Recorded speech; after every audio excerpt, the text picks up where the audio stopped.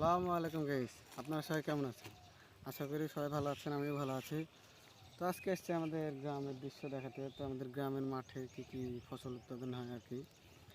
তো প্রথমে আপনাদেরকে দেখাবো যে আমাদের গ্রামের মাঠে যে সকল শাকসবজি ক্ষেতগুলো উৎপাদন হয় ক্ষেত থেকে, সেগুলো দেখাবো। চলুন তো সবাই দেখি।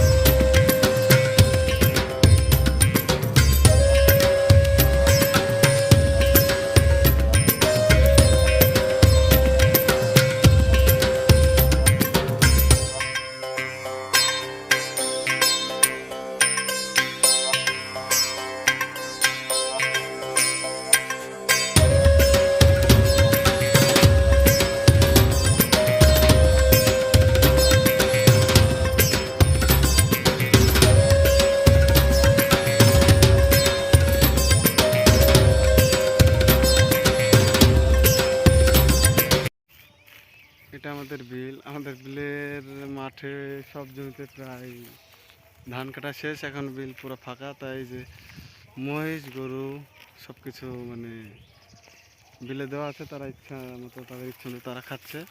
এই যে এটা হলো খেরসা পাতাম। এটা আম পাকলে এটা খেতে অনেক সুস্বাদু। আমাদের গ্রামের এইসব বাগানগুলোতে প্রায় আমটাই অনেক দেখা যায়, সবাই পছন্দ করে, বাইরের মানুষও পছন্দ করে। এই যে দেখুন গাছে কত আম।